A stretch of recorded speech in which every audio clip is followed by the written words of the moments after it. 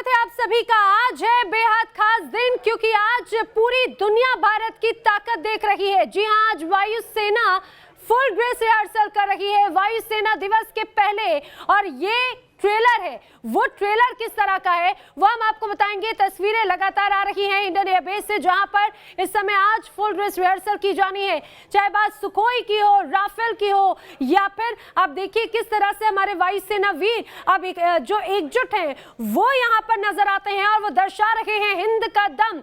वायुवीरों की उड़ान देखिए, तिरंगा आसमान में बेहद खूबसूरत, लेकिन ये दर्शाता है, ये संदेश देता है। साथ ही साथ राफेल भी आज एक दहाड़ेगा। हालांकि ये कहा जाए कि 2 दिन के बाद में, यानी कि 8 अक्टूबर को वायुसेना दिवस जब होगा, इस दौरान आप देखेंगे किस तरह से यहाँ पर आसमान में आपको उड़ान भरते हुए भारतीय शूरवीर नजर आएंगे। लेकिन उसके पहले जो एक प्रैक्टिस होती है, उसके पहले ये कहा जाए जो फुल ड्रेस रिहर्सल होती है वो आज की जा रही है। हर तस्वीर हम आपको दिखाएंगे। इंडियन एयरबेस पर एयर शो शुरू हो चुका है, उसकी तस्वीरें आप तक पहुंचाएंगे। अब ये देखिए किस तरह से एयर शो की शुरुआत हुई।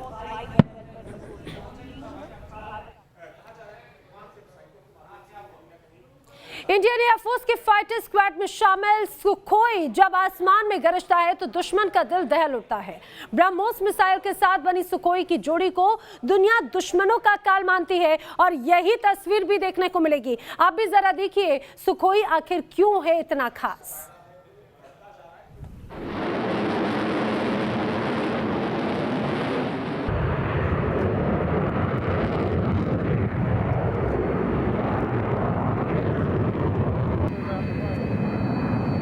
एक बार में 3200 किलोमीटर की उड़ान भरने वाले सुखोई 30 MKI फाइटर जेट को आवाज की रफ्तार से 3 गुना तेज स्पीड से हमला करने वाले ब्रह्मोस का साथ मिल गया। ऐसा किलर कॉम्बिनेशन जो दुश्मनों की मौत की गारंटी है।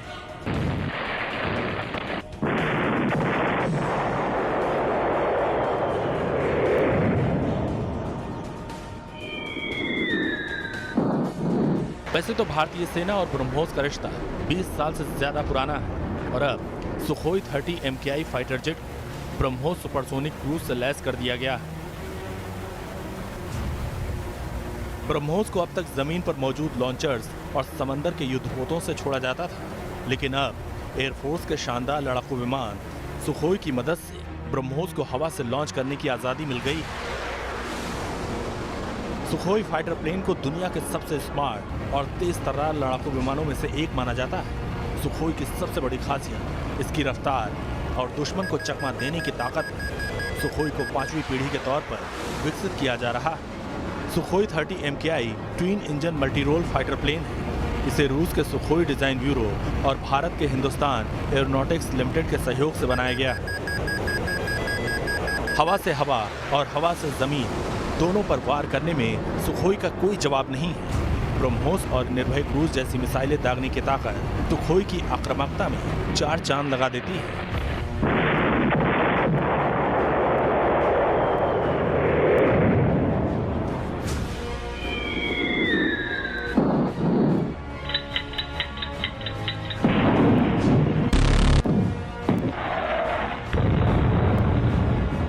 सुखोई और ब्रह्मोस का डेडली कॉम्बिनेशन सबसे पहली बार 22 नवंबर 2017 को टेस्ट किया गया था। तब समंदर में खड़े टारगेट को सुखोई से दागी गई ब्रह्मोस मिसाइल ने पल भर में तबाह कर दिया था। दूसरी बार 22 मई 2019 को सुखोई और ब्रह्मोस का टेस्ट किया गया था।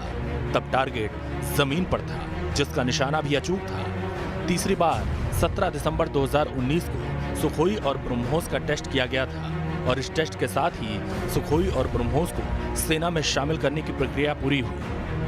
भारतीय सेना अपनी ब्रह्मोस मिसाइलों को सुखोई 30 MKI की शान की सवारी कराने की योजना पर कई सालों से काम कर रही है। आखिरकार तमाम टेस्टिंग के बाद वो सपना पूरा हुआ। ब्रह्मोस एक क्रूज मिसाइल है जो बिना पायलट वाले लड़ाकू विमान की तरह होगी। इसे किसी भी एंगल से हमले के लिए प्रोग्राम किया जा सकता है, और ये जमीन की सतह से काफी पास उड़ती है, जिससे दुश्मनों के रडार इसे पकड़ नहीं पाते।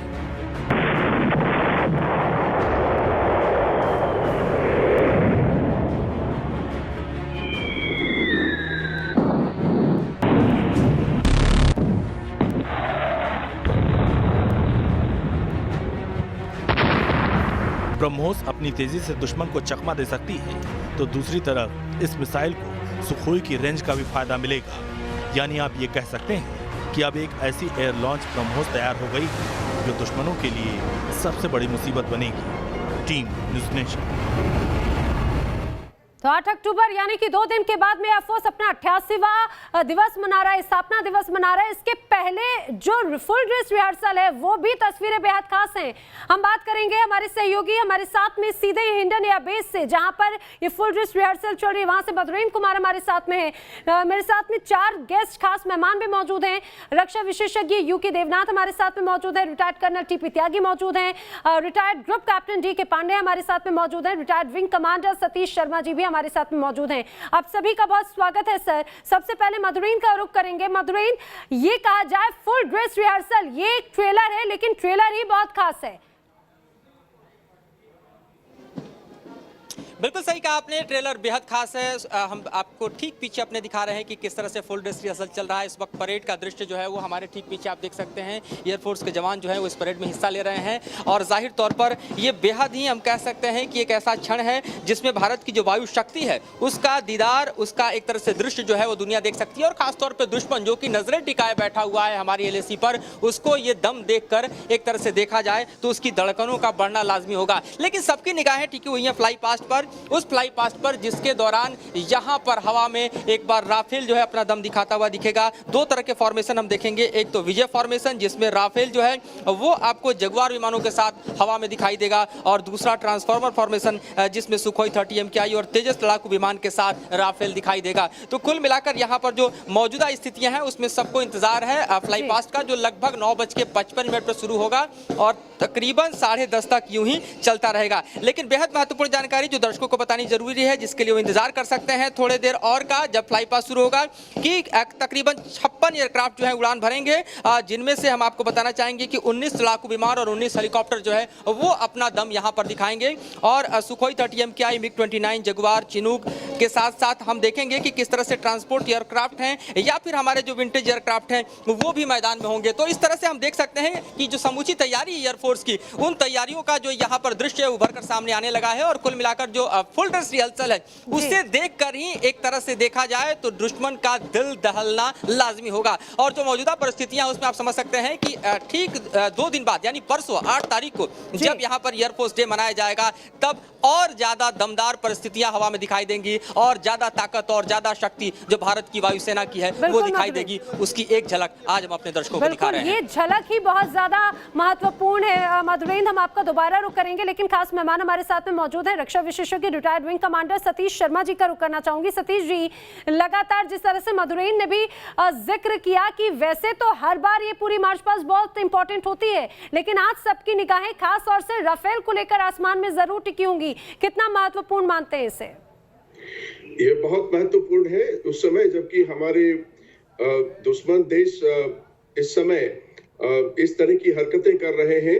तो इसमें एक बात बहुत साफ हो जाती है कि राफेल जो हमारे पास आया है ये एक एज है, हमारी धार को और पैना कर देता है।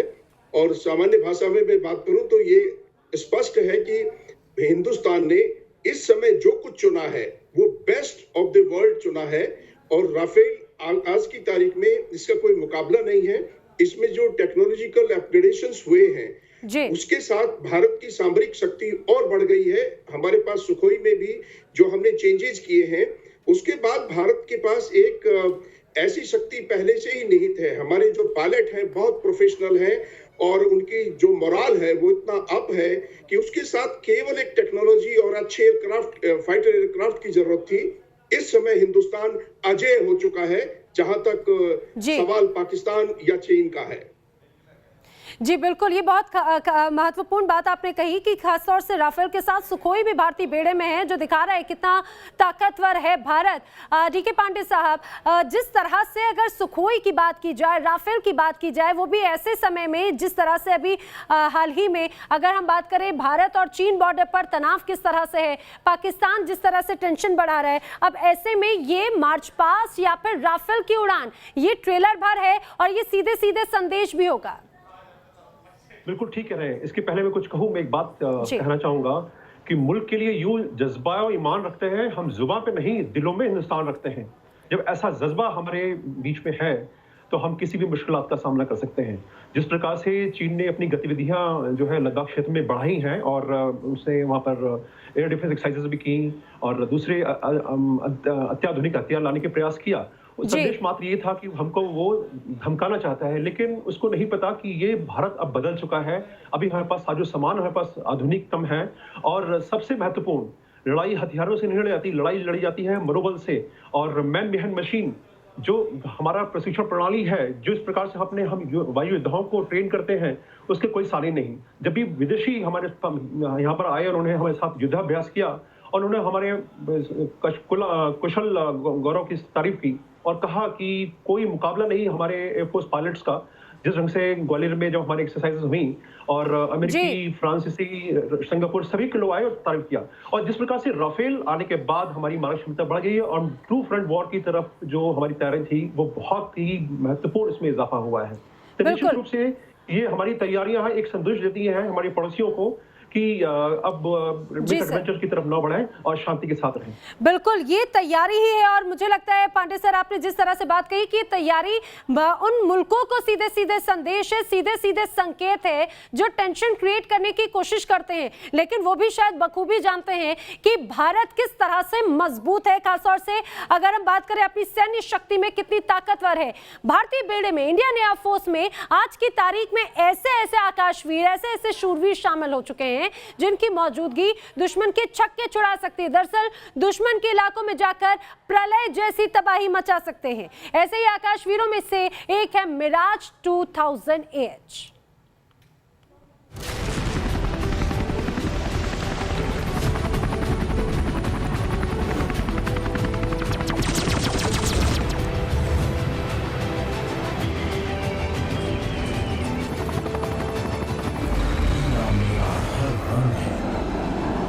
कौशल से सृष्टि दंग है, आने की आहट मात्र से शत्रु काया भंग है। मैं मिटाने दुश्मनों का नाम, परित्राणाय साधूना, विनाशाय च दुष्कृताम्।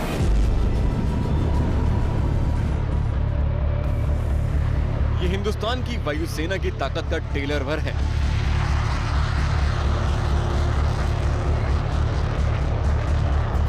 जिसके रणकौशल से आज पूरी सृष्टि दंग है,